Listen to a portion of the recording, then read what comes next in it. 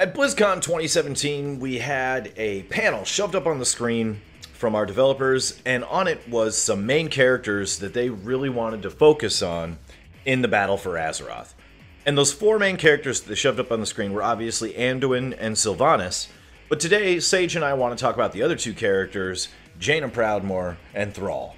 Yeah, these are probably two of the most iconic characters from Warcraft. Everybody knows Thrall. Everybody knows Jaina. They're, kind of the big people on campus. So we wanted to dive in, kind of look at who they are, what they've been through, and what we think their role is going to be in Battle for Azeroth. So if you've never seen Anchorman, hey, they're kind of a big deal. Yeah. So let's start out with where each of these characters has been during Legion, our speculations going forward into Battle for Azeroth, and maybe some back character pieces to kind of give us some, substantial ground to stand on for our presumptions and speculations for Battle for Azeroth. Yeah, so starting with Legion, we'll jump in with Thrall. He has kind of been absent from Legion for the most part. His biggest role, really, in Legion was in the Enhancement Shaman quest to get your artifact weapon. He dropped Doomhammer down into Deepholm. Yeah, pretty much a big mistake. Whoops. And the whole quest is basically to get Doomhammer back and all this. And Thrall comes to learn that you are better with Doomhammer than he ever was, and that his connection to the elements has kind of become strained. So he's really in a reflective place right now. His other real interaction had to do with PvP and, getting to honor rank 2, and it's really kind of minor, so glossing over that. Really, his whole thing with Doomhammer is very introspective. I will say, I was not thrilled with the story writing on Thrall being like, oh, look, you're better with this hammer on a stick than I ever was, but there's some reasons for that. Yeah. And we're going to talk about that in a little bit. Let's switch to Jaina. She, at the very beginning after the Broken Shore, she plays a pivotal role in the assault on the Broken Shore. She's there to witness Varian dying. She's there to witness what seems like the Horde. Now, we all know the Horde didn't backstab the Alliance. They were dying and had to bail. But she sees that as well. We get back to Stormwind Keep, and we have Velen, we have Tyrande, we have Malfurion, we have Gen Greymane, and then we have Jaina all around Anduin as the young king is mourning and also trying to figure out what to do after just getting whooped on the Broken Shore and losing King Varian.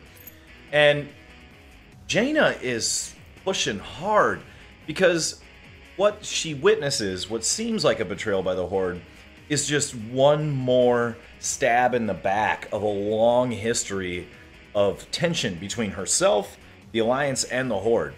And I think she's had it, and she says, just go after him. We need to strike the Horde right now. Even though the Burning Legion is on her doorstep, she is blinded by her past anger towards them that has been rekindled by this incident. And we tell her, no, we're not going to. So then she goes off to Dalaran. Khadgar goes up to Dalaran, meets with the Kirin Tor, and decides that we're going to work with the Horde to fight off the Legion in Dalaran and let them back in. Now, there's a lot of backstory as to why Jaina doesn't want the Horde in Dalaran at all. And that goes back to Warlords of Draenor and some betrayal by the Sunreavers and some other stuff that we can get into a little bit later in more detail. But she doesn't want them there at all. So they take a vote, and she votes no. She's downvoted. And when they go ahead and go through with the action, because she does not have the vote to keep the Horde out, she literally just pieces out, teleports, gone, and we don't see her for the remainder of the entire expansion of Legion. She is one upset lady. So not only does she feel betrayal by the Horde again, she feels betrayal by the Kirin Tor again. Yeah, she has justifiably a laundry list of issues with the Horde, and a few side notes with the Kirin Tor. I mean, the bombing of Theramore, which she did manage to kind of come to terms with. Then there was, the Sunreavers. Now there's the Broken Shore. There's the Horde being let back into Dalaran. Just, it's one thing after the other. And even if you want to go way back, there was even the instance of Thrall and the Horde killing your father, though that one's... she seemed to be okay with that inside the game. Okay in quotes. At the time, yeah, she was pretty okay, but maybe on reflection, she's kind of like, you know what? I ain't okay with this. Exactly. So, just staying on Jaina, we'll get back to Thrall in a little bit. You take her character going into battle for Azeroth. What is she going to be doing in battle for Azeroth? Well, not only do we have all those betrayals there, but she lost the man she loved, had to fight the man she loved face to face in the Halls of Reflection, and then flee from him, go back into Icecrown Citadel, defeat Arthas, and find out that there was a part of him that still existed inside there that kept her locket the entire time. That would hurt more than it would feel good to find out. And so we have family issues, we have heart struggles of her own, we have madness and rage where she, in Tides of War, takes the focusing iris, builds up an army of water elementals against their will. Thrall and Kalikos have to talk her down from destroying Orgrimmar. And luckily she did have those water elementals there, because then they could take out the Kraken that Garrosh had. And, you know, all these betrayals, just one after another, and all of these losses, she is a massively conflicted and hurting character, and she has been taking the brunt of many of the major story arcs. And now she's going to be in Kul Tiras. And she is with her mother, the matriarch of the Proudmoore family, who is now ruling, as we've seen at BlizzCon, over Kul Tiras area. And there's some discord going on between all the other leaders, there's problems about where ships are coming from, where weapons and supplies are coming from. And Jaina has to deal with a mother who probably can't be happy with her being gone this whole time. And kind of responsible for the death of her father, in a kind of way. And now she's down here trying to find herself. Maybe that's where she's been in all of Legion, trying to go home, go back to her roots, separate herself from all these things, and maybe collect herself. My hope is that she has collected herself, and she's no longer this conflicted, hurting, volatile person.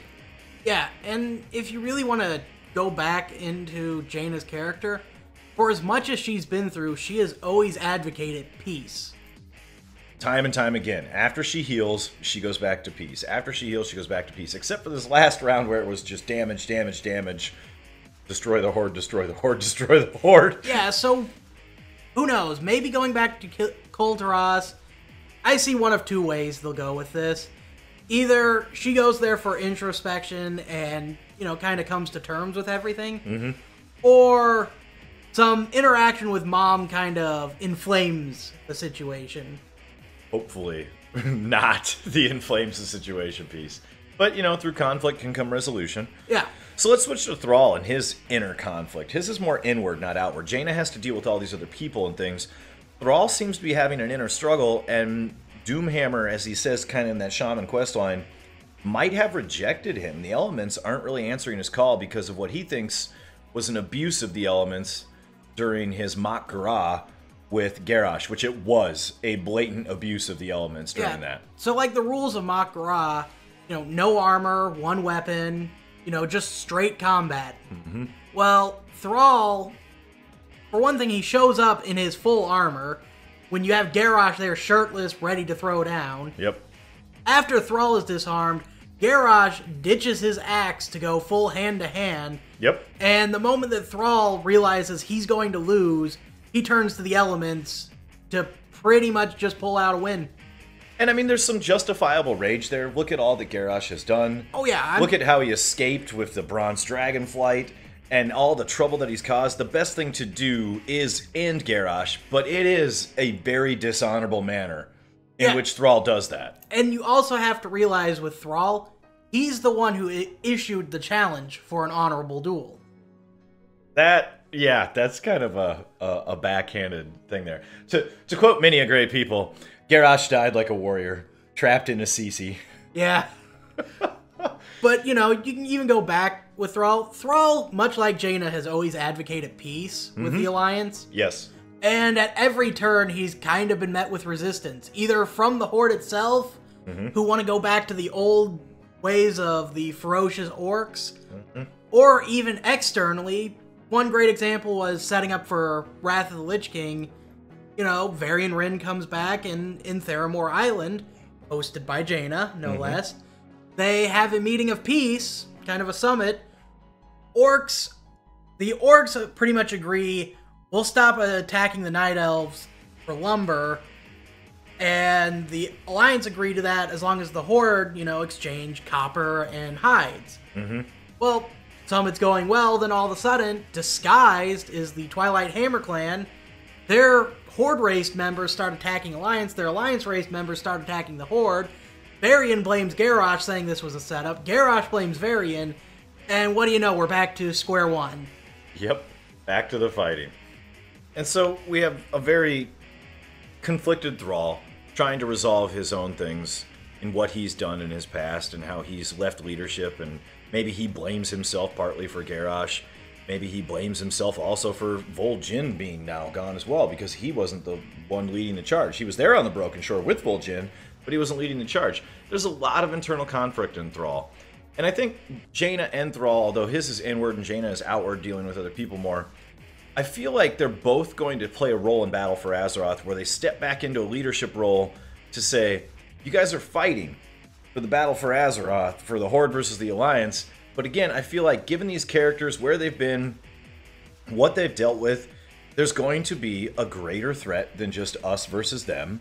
And that Thrall and Jaina are going to be our characters to point us back towards the direction of we need to save Azeroth, not fight for an empty husk when we're done. Yeah, I definitely think both of them. I think there will be missteps along the way with both, but I think ultimately both will be in the cause for peace. It's just in their characters.